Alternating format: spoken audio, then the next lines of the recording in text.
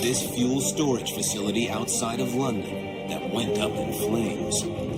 This was a truly explosive engineering disaster. It was absolutely extraordinary. I've never seen anything like it. It was just such a huge wall of flames. This was a disaster just waiting to happen. With hazardous substances like these, there is simply no margin of error.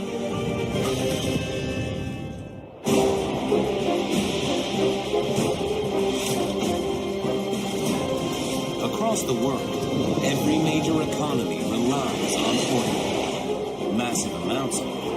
And in order to ensure that supply is constant, it needs to be stockpiled. But storing oil safely isn't easy. Fire safety engineer Fatih Tarada explains.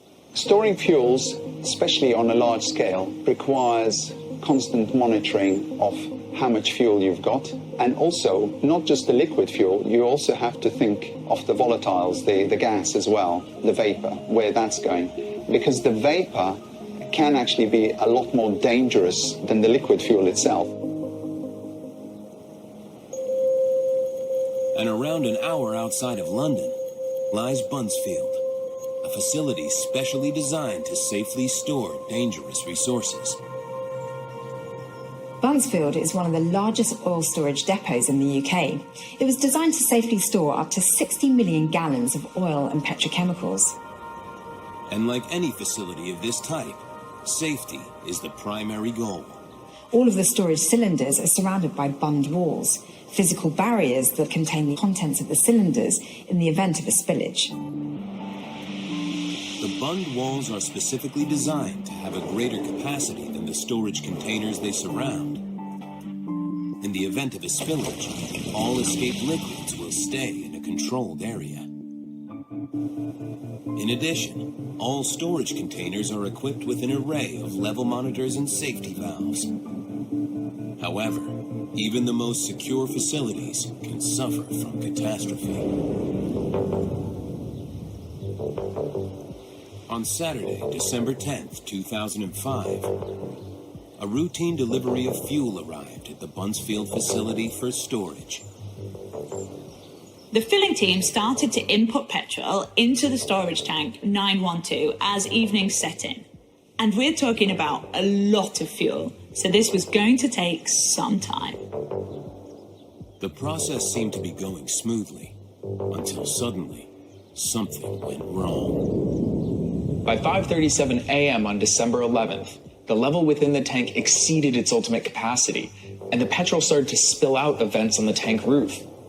No safety alarms were triggered, and the highly flammable liquid continued to overflow unnoticed. After spotting an unexpected vapor cloud, a member of the Buncefield team hit the alarm, which activated the emergency water pumps. A vapor cloud explosion occurred almost immediately.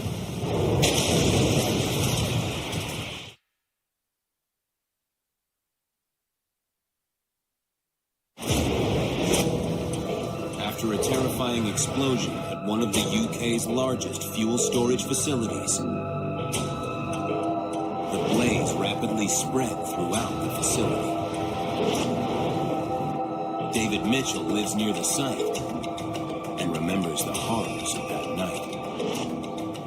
My wife and I were in bed when we heard a huge explosion, which really made us jump. All the alarms started going off, smoke alarms and things, and my first thought was that a plane had crashed on us. It was so loud, and the whole house was shaking, literally shaking. I could see the curtains dancing around. And then the ceilings come down, and the walls started to crack. All the plasterwork was cracked, and all the ceilings in the kitchen had collapsed. At this point, I was in total shock because it just looked like the house had been destroyed. But my real thought was because I had a young family, was just to get out of here. When I came out into the back garden, all the windows looked like they were going to fall out any moment. And the top half was leaning over, and there was a huge crack across the top of the house there, and tiles would come off the roof. And in fact, there was actually a hole. You could stand in one of the bedrooms and look up, and you could see through to the sky. Chief Firefighter Roy Wiltshire and his firefighters were called to the scene. They describe approaching the site and seeing trees blasted, dead animals, birds in the road, cars abandoned, a scene of devastation. The ensuing fire was the largest seen in the UK since World War II. So I remember looking at Buncefield over there and thinking it was absolutely extraordinary. I'd never seen anything like it. It was just such a huge wall of flames, because this is seconds after the explosion, so all the petrol had only just gone up. The smoke cloud could be seen from space. The smoke cloud blacked out central London, so Victoria was like midnight at midday. 40 people fell victim to injuries, but fortunately, there were no fatalities. The fire lasted 5 days, with massive amounts of water and firefighting foam required to bring the blaze under control. In the aftermath, investigators had to uncover what had gone wrong. They first examined the automatic safety features on the faulty cylinder. The tank had two forms of level control: a gauge that enabled the employees to monitor the filling operation, and an independent high-level switch, which was meant to close down operations automatically if the tank was overfilled. It was clear the initial level monitoring gauge had malfunctioned. There was no way to alert the control room staff that the tank was filling to dangerous levels. Further investigation revealed that the independent high-level switch had also failed due to a missing component. The compromised switch mechanism, combined with a defective monitor gauge, caused the fuel to overflow and fill the area within the bund wall. However, the liquid fuel itself wasn't actually the cause of the explosion. As the fuel came into contact with the air, molecules on its surface started to evaporate, forming vapor which began to rise. The bunded wall you can see there is there to contain liquid. It's not there to contain vapour, so vapour would spread over. A vast combustible cloud now filled the air. This was a powder keg ready to go off. All it needed was a tiny spark. Investigators believe that tiny spark was created only after fire alarms were manually activated. As members of the public and tanker drivers noticed the vapor cloud, they alerted site workers who hit the alarm, automatically triggering the fire water pump. Ironically, it's thought that a spark from this pump is what ignited the vapor cloud. With the fuel ablaze, another failure came to light, this time in the bund wall itself. The bund wall contained another engineering oversight. Plastics and silicon had been used in its construction.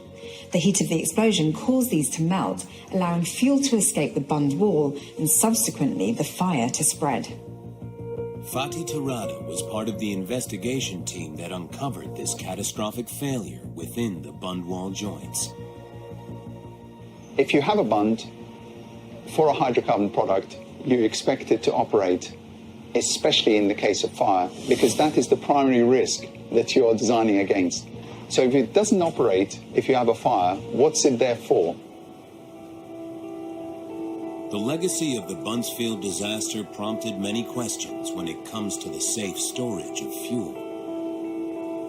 What should have happened, there should have been electronic alarms, there should have been computer alarms, there should have been human intervention, and none of those worked to stop that petroleum being pumped down. All this has been factored into the rebuild of the facility, with particular focus on the bund wall containment system.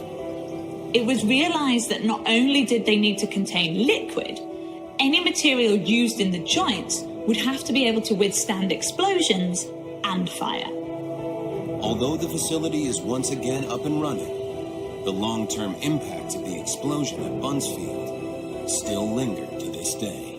The environmental, social and economic toll was considerable. While no one lost their life, some have yet to fully recover from the effect of the explosion. Whereas before, it was a catalogue of errors, and I can't believe that anybody would allow that sort of lack of safety to ever occur again. However, I'm hoping that everybody learned from the experience last time and that everything now is state of the art and all the proper procedures are there.